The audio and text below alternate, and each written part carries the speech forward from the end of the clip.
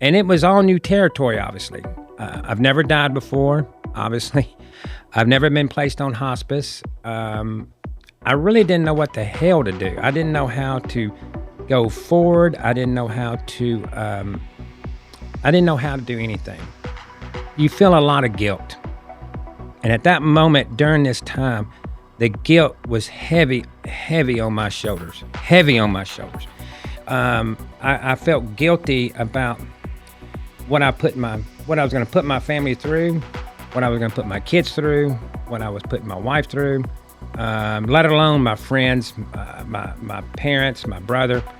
I found myself in the depths of hell at that moment, the depths of hell. And so you don't know how you're going to react in a situation like that. And that was certainly my issue, Hank. I started taking inventory of my friends and my family and who would be there. And I wasn't worrying about my wife and kids at that moment, even though I was just fucking wrecking the relationship I had with them. Welcome back to another episode of 6 Months Left to Live. I'm Hank. I'm your host. I've got great news. I know it's kind of hard to get some good news out of me, but we're now on Spotify and Apple Podcasts. So make sure you go to that, and then please like, follow, and share. Thank you so much for that. I've kind of gave you an idea of what I've gone through up to this point, and there's a whole lot more to my story. But today we're going to talk about how the financial burden that I was going through, because that's a big part of this story, is the financial burden. Because I went from making a really good living, and now I'm diagnosed with these diseases, and now I'm on disability, and so we were used to living at a higher level for a good long time. And so that was all, felt like it was taken away overnight. Overnight, it felt like it was taken away. And that is a scary, scary idea or a thought, whatever you want to call it. Because I had 3 kids and I had a wife, and we had bills to pay, and we were living on a level such as that.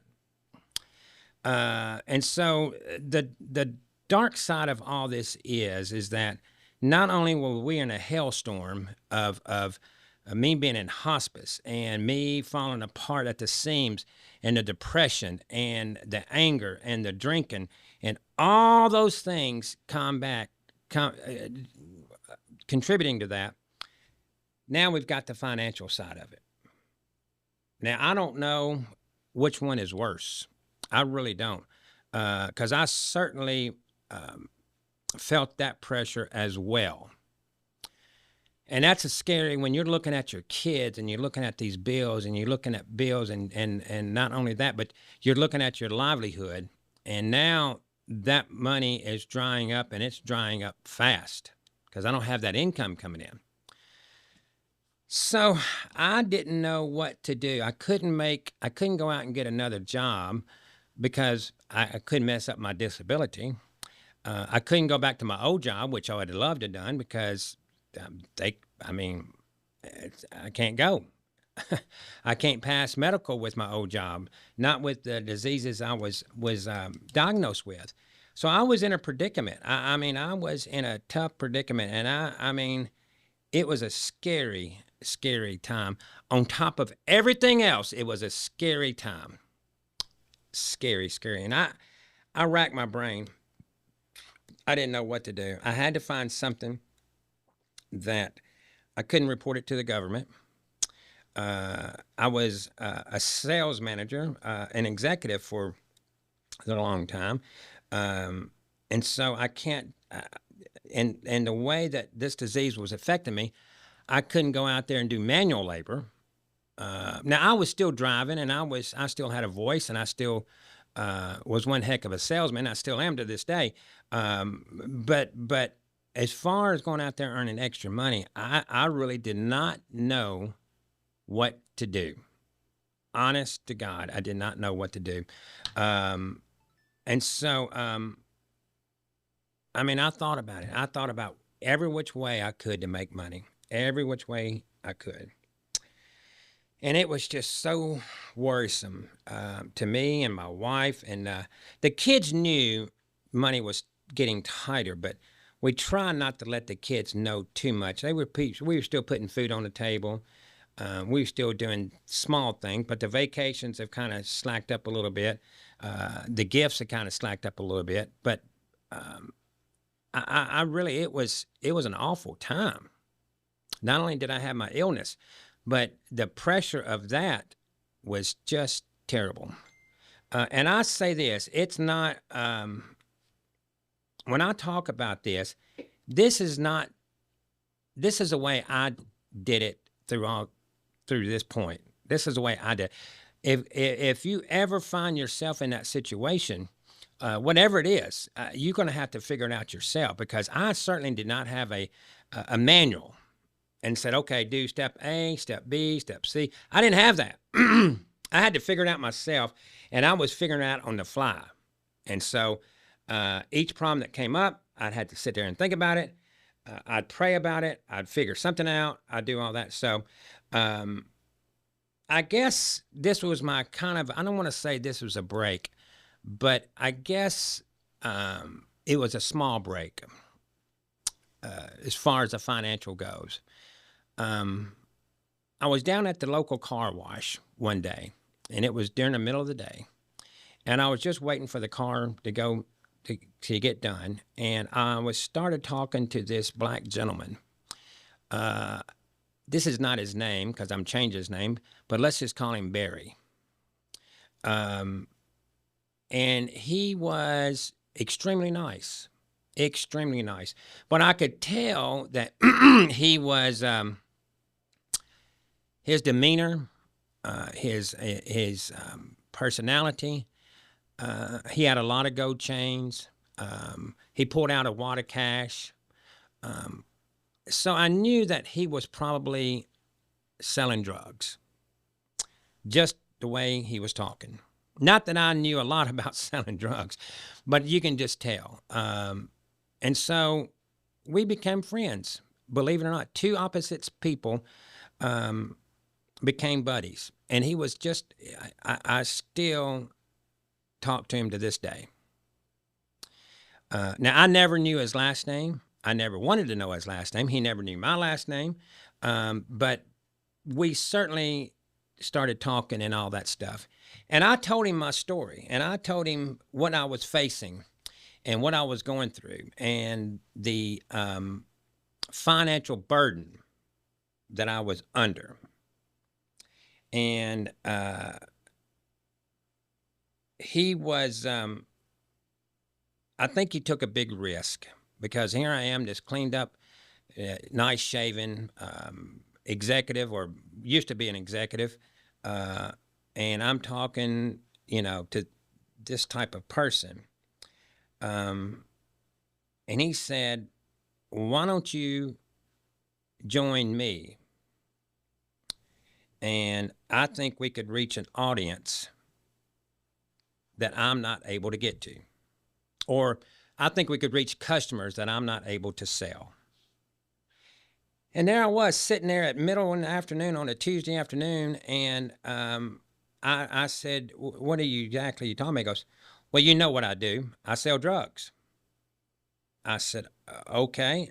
I said, are you suggesting that I work for you? He goes, that's exactly what I'm suggesting. I said, well, what? Okay. Now, I never thought about this, never wanted to go down this way, never broke the law in my life, never even got a damn speeding ticket until I was 30 years old. And so I was straight-laced. And for years and years, I had a job that, that was very straight-laced, and I didn't want to break the law. But I was getting desperate. So I listened to him, and I listened to what he had to say. And he told me how this works, how the drug business works. So I asked him how that would work. How would I become part of your, I don't know if to say organization, but part of your little, I guess it is an organization. And he said, well, I'm going to tell you how it's going to work. I'm going to give you some customers. You're going to find some own customers. You do it by word of mouth. You do out there some people that you trust. And I'm gonna give you pricing, and I'm gonna supply you with the merchandise. Well, man, and I said, well, how much money are we talking about? And he said that if you do it right, I could probably put you $1,500 or so in your pocket every week, cash. Well, unreported income, I don't have to report that to the government. I don't have to report it to anything. And I'm thinking, boy, if he does that, man, I could be right back up there to where I need to be, paying bills, having a better life for my kids. The pressure would be off of me. I told him I would get back with him. And so I did not. So I thought about it for a couple of days. Got his phone number, texted him a couple of times. I really did not know. I never even thought about going down that path of breaking the law. But desperate times, like I was in, calls for desperate measures. And folks, I'm going to tell you right now, I don't want anybody to be in that situation where you're going to have to break the law. I mean, or whatever. Because I never even dreamt about breaking the law. Never have up until that point in my life. But I mean, I had to do something. I had to make more money than what that was paying for, than what disability was paying me at that point. So I thought about it, and I went home, and I did not tell anybody. I didn't tell my wife and didn't tell my kids. The only person that I talked to about this at that point was an attorney friend of mine from Tennessee, and I knew I could trust him. He was a childhood friend. We had been through the ringer together, and that's the only person that I told and what he thought about it. Now, he's an attorney. He did not suggest that I break the law. But I was wanting to know how I can bend that rule of law without getting in trouble, if I got caught, because I damn sure didn't need to go to jail with the condition I was in with this disease, and then being in jail and then having that over my head. That would have just added more pressure to me and my wife and my kids. So I dang sure didn't want that. So I really didn't. I really had about 3 goals if I did this. I didn't want to go to jail, number one. Number 2 is I didn't want people calling me or texting me 24 hours a day for drugs. I did not want that at all. Number 3 really is I dang sure did not want my wife and kids ever to find out about this. Ever. Because I mean, I'm already disappointing them with what's wrong with me. And so I went back. I guess it was about a week later. I met with Barry again, and I said, I'm in.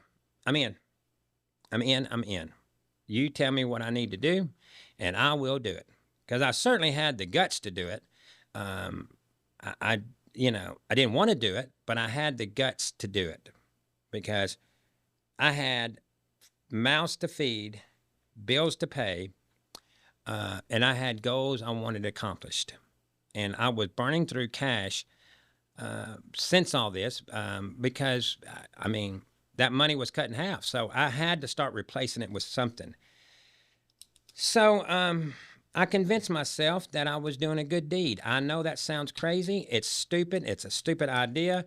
And I'm telling myself it's a stupid idea, but I convinced myself is that if I was going to do this, if I was going to be a drug dealer, then I was going to be the best drug dealer there was. And I know that, but I didn't do drugs. And I still don't. I've never done drugs. I might have smoked a joint ever in my life, but I certainly have never done cocaine. I've never done heroin. I've never done pills. I just always stayed. I was just never stayed away from that. I didn't want any part of that. Matter of fact, I looked at people differently when I found out if they ever did drugs. But here I am entertaining the idea that I was going to be a drug dealer. So me and Barry, over the next few days, week or so, we hatched out a plan. And I went with him on a couple of deals that he did. And I just kept my mouth shut. I just wanted to see how it was and see how he did it and how you collect the money. I needed to know everything about it. And I watched him a couple of times. And so he would text me and he would give me somebody to call or somebody to text that needed a hookup. And that's how it happened. I remember my very first drug deal by myself. It was in the really shady part of town. And this guy had texted me that morning wanting some pills. And I had texted Barry and got the pills and got this guy a price. And I was going to meet him that afternoon, sell him the pills. I'd already paid Barry, and then all that money would have been mine. So I remember at 4 o'clock in the afternoon driving to the location that we had talked about. And I pulled up. It was an empty parking lot. And I got out. And me being the person I was, I almost felt like it was a business deal. And I shook his hand, but I caught myself. I didn't say, hey, I'm Hank and nice to meet you and all that crap. I mean, I had to put that in perspective. So we did the deal. And I handed him the product. And he handed me a wad of cash. I drove away. It took 5 minutes. And as I got down the road, I pulled over and I counted my profit. Man, I mean, as bad as I felt and as guilty as I felt, boy, looking at that cash, boy, I tell you one thing now, it made me feel good. It made me feel damn good. And so that's how I got started. And so I went home and I hid that cash in our house. I did not let my wife see that cash quite yet. I did not want them to know that. Okay, folks, I'm going to interrupt my Breaking Bad moment, and we're going to pick this up next week. And like I said, I want you to like, share, and follow me. We're on Spotify now, Apple Podcast. It's exciting stuff. It's all true. This is my life. And it was an exciting, but definitely a gloom and doom type period in my life. But anyway, thank you. Have a good day, and I'll see you next week. I'm Hank.